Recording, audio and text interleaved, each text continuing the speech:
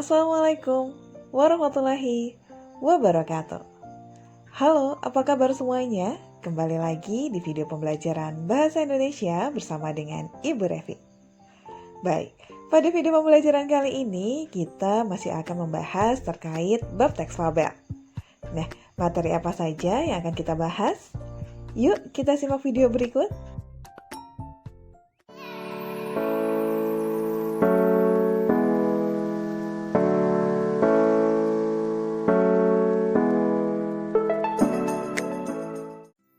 Baik, pada video kali ini kita akan membahas beberapa materi mulai dari jenis-jenis teks fabel, kemudian struktur teks fabel, hingga kaidah kebahasaan teks fabel. Untuk yang pertama, kita akan membahas terkait jenis-jenis teks fabel. Baik, seperti yang kalian lihat, fabel sendiri memiliki beberapa jenis apabila dilihat dari beberapa tinjauan. Jenis-jenis fabel yang pertama dapat dilihat dari watak dan latarnya, serta dari kemunculan pesannya. Nah, apa saja jenis-jenis fabel berdasarkan tinjauan tersebut? Yuk kita simak penjelasan berikut. Nah, apabila ditinjau dari watak dan latarnya, fabel dibedakan menjadi dua jenis. Yang pertama ada fabel alami. Artinya, dalam fabel jenis ini, watak dan latar tokoh binatang akan disesuaikan dengan kondisi asli atau kondisi alam nyata. Contohnya, misal dalam sebuah teks fabel, cerita diperankan oleh seekor singa. Nah, kalau kalian pernah melihat singa, pada dasarnya watak atau karakter singa adalah menyeramkan, buas, kuat, dan lain sebagainya. Sedangkan untuk habitat atau tempat tinggal aslinya adalah di hutan.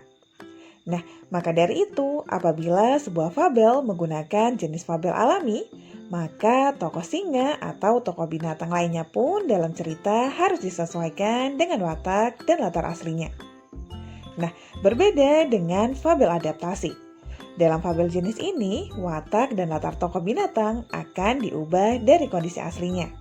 Contohnya tadi seperti singa, yang mana watak atau karakter singa yang aslinya menyeramkan, buas, dan kuat, namun dalam fabel adaptasi, watak atau karakter singa akan diubah menjadi sosok yang menyenangkan, lembut, baik hati, dan lain sebagainya. Sedangkan untuk tempat tinggalnya, yang aslinya di hutan akan diubah dan bisa saja latarnya diubah menjadi di rumah, di sekolah, di restoran, dan lain sebagainya. Baik. Untuk selanjutnya, jenis-jenis fabel apabila ditinjau dari kemunculan pesannya, fabel dibedakan menjadi dua jenis. Yang pertama ada fabel dengan koda, dan yang kedua ada fabel tanpa koda. Nah, koda di sini artinya sama dengan amanat atau pesan moral ya. Jadi, apabila dilihat dari kemunculan pesannya, fabel dengan koda berarti fabel tersebut memunculkan amanat atau pesan moral secara eksplisit atau tertulis di akhir cerita. Nah, sebaliknya, untuk fabel tanpa koda, artinya amanat atau pesan moral dimunculkan secara implisit atau tidak dinyatakan secara tertulis dalam cerita. Sehingga untuk mengetahui pesan moral apa yang hendak disampaikan penulis hanya bisa diketahui melalui peristiwa yang terjadi dalam cerita. Baik, selanjutnya kita akan membahas terkait struktur teks fabel. Seperti yang kalian lihat, fabel memiliki 4 bagian dalam strukturnya. 4 bagian tersebut diantaranya ada orientasi, komplikasi, resolusi, dan yang terakhir ada koda. Nah, agar lebih jelas, coba kita bahas satu persatu bagian dari masing-masing struktur teks fabel tersebut. Struktur teks fabel yang pertama ada orientasi. Orientasi ini merupakan bagian awal sebuah cerita yang berisi pengenalan tokoh, pengenalan latar seperti latar tempat, dan latar waktu. Nah, agar lebih jelas, coba kalian perhatikan contoh berikut. Di sini sudah ada kutipan sebuah teks fabel, yang mana apabila kalian cermati, bagian tersebut merupakan bagian awal dari sebuah cerita. Yang mana teks tersebut diawali dengan pengenalan latar waktu, yakni siang hari. Kemudian dikenalkan pula latar tempat yang ditandai dengan adanya kata di hutan. Nah, selain itu tidak ketinggalan pula pada paragraf tersebut juga dikenalkan siapa saja tokoh yang memerankan cerita. Hal tersebut ditandai dengan adanya penyebutan nama tokoh seperti kancil, gajah, dan lainnya. Baik, struktur teks fabel berikutnya adalah komplikasi. Komplikasi ini dapat diartikan sebagai permasalahan, yakni permasalahan yang dialami oleh tokoh dalam cerita. Nah, bagian komplikasi ini pun biasanya akan menjadi bagian cerita yang sangat panjang, karena berisi beberapa masalah yang dialami oleh tokoh. Biasanya masalah yang ada dalam teks fabel ini tidak hanya satu saja ya, jadi bisa terdiri dari beberapa masalah yang sangat runyam, hingga masalah tersebut mencapai puncaknya atau biasa kita sebut sebagai klimaks. Nah, di sini juga sudah ada salah satu contoh kutipan teks bagian komplikasi, yang mana apabila kalian cermati, pada bagian ini sudah berisi masalah yang dialami tokoh dalam cerita. Untuk struktur teks fabel berikutnya adalah resolusi. Bagian resolusi ini akan berisi pemecahan masalah atau penyelesaian masalah. Biasanya bagian penyelesaian masalah dalam teks fabel ini sangat mudah ditebak.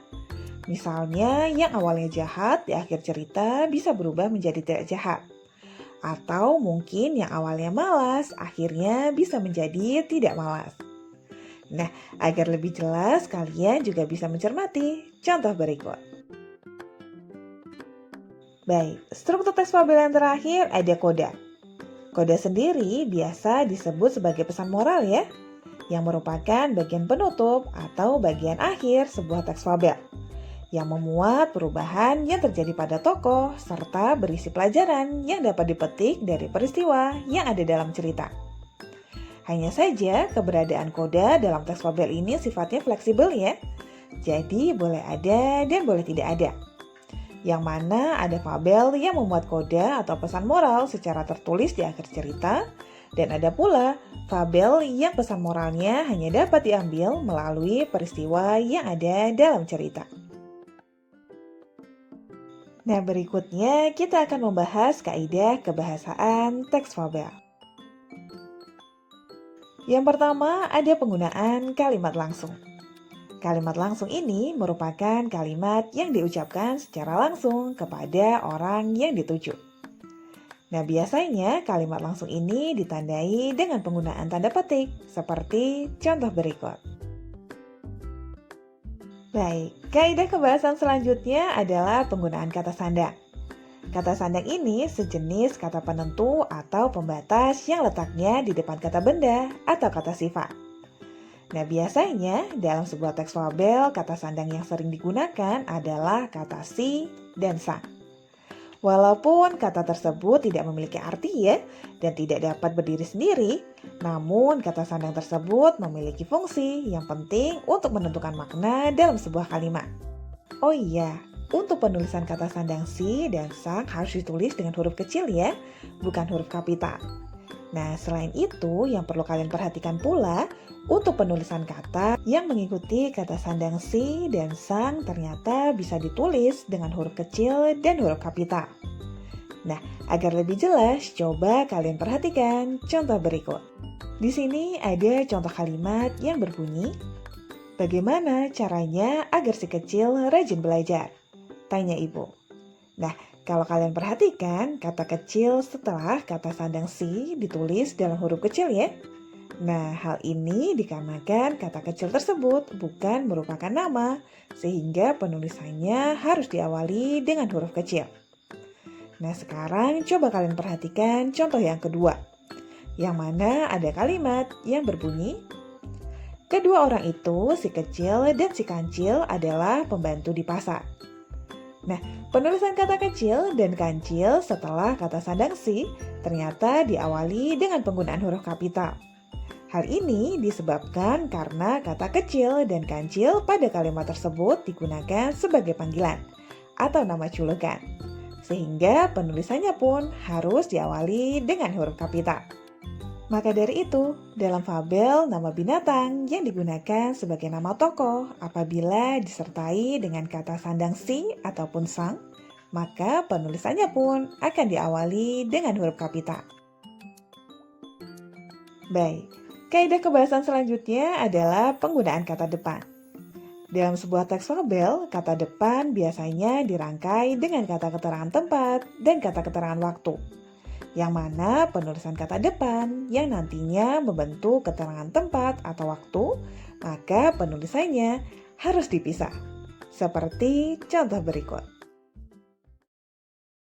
Baik, demikian tadi untuk video pembelajaran kali ini. Semoga ilmu yang disampaikan bermanfaat, dan sampai jumpa di video pembelajaran selanjutnya. Wassalamualaikum warahmatullahi wabarakatuh.